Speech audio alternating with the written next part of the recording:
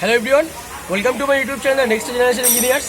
तो गाइस, आज का जो वीडियो है ये वीडियो हम लोग बेसिकली एक हुंडई एक्सेंट का इंजन वाइब्रेशन और नॉकिंग के ऊपर में करने के लिए जा रहे हैं। जैसे कि मेरे हाथ में एक गाड़ी है जिस गाड़ी का अभी प्रॉब्लम है कि गाड़ी में बहुत ज़्यादा वाइब्रेशन है।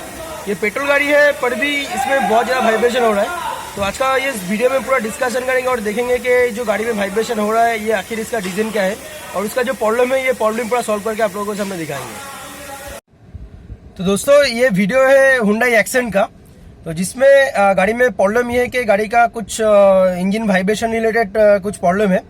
तो जैसे कि आप इधर में देख सकते हैं कि जो गाड़ी का जो चेक इंजन का लाइट है जिसको इंजन माल फंक्शन इंडिकेटर लैम्प बोलते हैं, ये लैम्प आपका कंटिन्यूअसली इधर में ब्लिंकिंग कर रहा है। और ये लैम्प ब्लिंकिंग करने के साथ साथ आप इधर में थोड़ा बहुत नोटिस कीजिए कि गाड़ी का जो आरपीएम का जो मीटर है ये मीटर बीच बीच में थोड़ा बहुत फ्लैक्चुएशन कर रहा है। तो जैसे कि आप इधर में देख सकते हैं। तो और उसके साथ साथ गाड़ी में और एक भी प्रॉब्लम हो रहा है, जैसे कि और आप इसका इंजन का वाइब्रेशन भी इधर में थोड़ा बहुत चेक देख सकते हैं कि जो गाड़ी का जो इंजन है ये इंजन भी बहुत वाइब्रेशन कर रहा है। तो दोस्तों, अभी जो करना है ये है कि सबसे पहले जो गाड़ी का जो स्कैन है ये स्कैनर से एक बार आपको स्कैन कर लेना होगा कि गाड़ी में कुछ भी डीटीसी कोड वगैरह आ रहा है नहीं। तो ये मेरे ख्याल से जब भी आपका गाड़ी में ऐसा टाइप का कोई भी लाइट गाड़ी में ब्लिंकिंग करेगा तो आपका इंजन साइड से कुछ प्रॉब्लम होने के दौरान से ये लाइट आपका इंडिकेशन देगा। तो जैसे ये लाइट आपका ऑन होगा या तो बीच बीच में ऑन होगा तो जाके गाड़ी का जो स्कैन है, स्कैन में आपका कुछ डीटीसी कोड वगैरह इधर में आपका शो कर देगा। तो इसके लिए सबसे पहले जो करना होगा ये कि गाड़ी का पूरा सिस्टम पूरा स्कैन करना होगा। स्कैन करने के बाद उधर में देखते कुछ डीटीसी कोड वगैरह आ रहा है नहीं। तो दोस्तों, जैसे कि जीडीएस में कुछ डीटीसी कोड आ रहा था, आपका 1 नंबर या 2 नंबर सिलेंडर में कुछ प्रॉब्लम शो कर रहा था। तो अभी जो करना होगा ये आपका जो हाई टेंशन कॉर्ड और जो स्पार्क प्लग वगैरह है ये सब कुछ सबसे पहले खुल के इसका जो कंडीशन है ये कंडीशन आपको सबसे पहले चेक करना होगा। तो दोस्तों, आप ये जो सिलेंडर है ये 2 नंबर सिलेंडर का कंडीशन अब आप इधर में देख सकते हैं कि इधर में पूरा वाटर वगैरह डिपॉजिट हो गया। तो ये आपका 2 नंबर का जो कॉर्ड है, ये 2 नंबर का कॉर्ड का भी आप कंडीशन इधर में देख सकते हैं कि इधर में पूरा पानी आने के दौरान से इधर में पूरा रस्टिंग डिपॉजिट हो गया। तो और अशोक, तो दोस्तों ये है गाड़ी का 4 हाई टेंशन कॉर्ड। तो ये हाई टेंशन कॉर्ड में ये जो 2 नंबर का हाई टेंशन कॉर्ड है तो ये कॉर्ड का कंडीशन आप इधर में थोड़ा बहुत देख सकते हैं। तो और जितना भी कॉर्ड वगैरह था जैसे कि 1 नंबर 3 नंबर और 4 नंबर ये सबका कंडीशन पूरा सही है।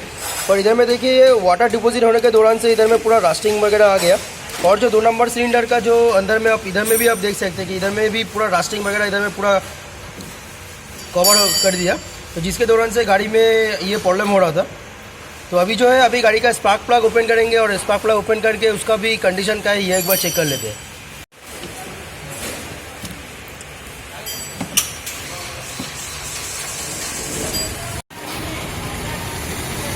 तो दोस्तों, आप ये 2 नंबर का जो स्पार्क प्लग है ये स्पार्क प्लग का कंडीशन आप इधर में देख सकते हैं। स्पार्क प्लग का कंडीशन भी पूरा ख़राब है।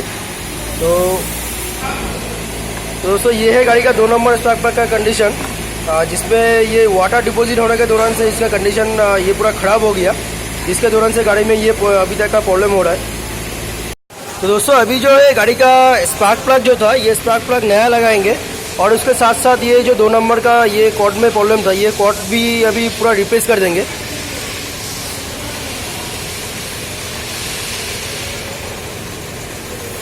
तो दोस्तों, एक्चुअली इस गाड़ी में जो इधर में जो वाटर डिपॉजिट हुआ ये वाटर डिपॉजिट होने का सबसे बड़ा मेन रीज़न ये है कि जो इसका जो ये इधर का जो फ्लैट सरफेस है ये सरफेस आपका इधर में बैठ के पूरा इधर में एयर टाइट हो जाएगा। तो एयर टाइट होने के दौरान से ये एडवांटेज होता है कि आपका कि मान लीजिए आप गाड़ी जब भी छोटा मोटा या तो कुछ पानी से या तो साफ करते तो उस कंडीशन में क्या होता है ये जो अगर इधर से एयर टाइट रहेगा तो जाके आपका ये सिलेंडर के अंदर में पानी रुकने का कोई चांसेस नहीं रहता है। तो ये जो कॉर्ड है ये कॉर्ड का बेसिकली ये जो फ्लैट टाइप का जो इधर में जो पोजीशन है ये पोजीशन का खराब होने के दौरान से जो सिलेंडर है ये सिलेंडर के इनसाइड में आपका वाटर का एंट्री हुआ, जिसके दौरान से गाड़ी में ये टाइप का प्रॉब्लम हो रहा था।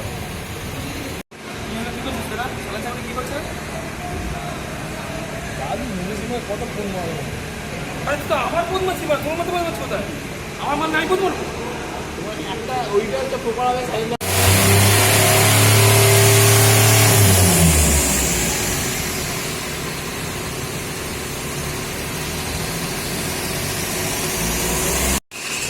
दोस्तों अभी देखिए जितना भी स्पार्क प्लग इधर में चेंजिंग का प्रोसेस था ये सब कुछ कंप्लीट हो। तो दोस्तों अभी देखिए इधर में जितना भी सब कुछ था फिटिंग वगैरह सब कुछ हो गया। तो उसके बाद जगह जो गाड़ी का नेगेटिव खुला हुआ था ये नेगेटिव को अभी फिटिंग करेंगे। तो दोस्तों अभी देखिए ऐसा भी बहुत कंडीशन में होता है कि गाड़ी का जो खराब पार्ट्स था ये खराब पार्ट चेंज करने के बाद भी ये गाड़ी का check engine light on condition में रह जाता है।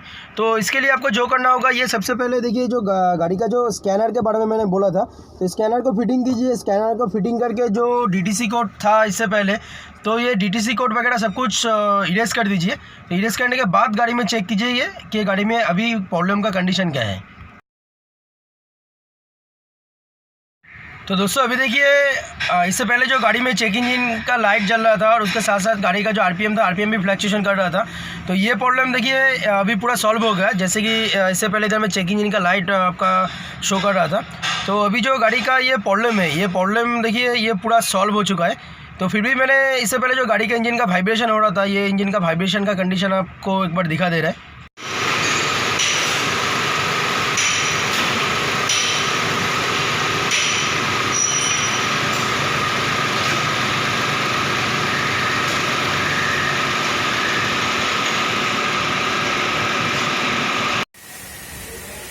तो दोस्तों ये था पूरा वीडियो और था पूरा प्रोसेस जैसे कि इंजन का वाइब्रेशन के दौरान से क्या क्या होने का चांसेस रहता है और आपका उस कंडीशन में कौन सा तरीके से इसको पूरा डायग्नोसिस करना पड़ेगा। तो उम्मीद करते हैं कि जो वीडियो है वीडियो आप लोगों को भी नॉलेज इन्फॉर्मेशन के लिए थोड़ा बहुत काम में आएगा। तो वीडियो अगर अच्छा लगा तो प्लीज़ लाइक कीजिए शेयर कीजिए और आप अगर मेरा चैनल में नए हैं तो मेरा जो चैनल है the next generation engineers please उसको सब्सक्राइब कीजिए।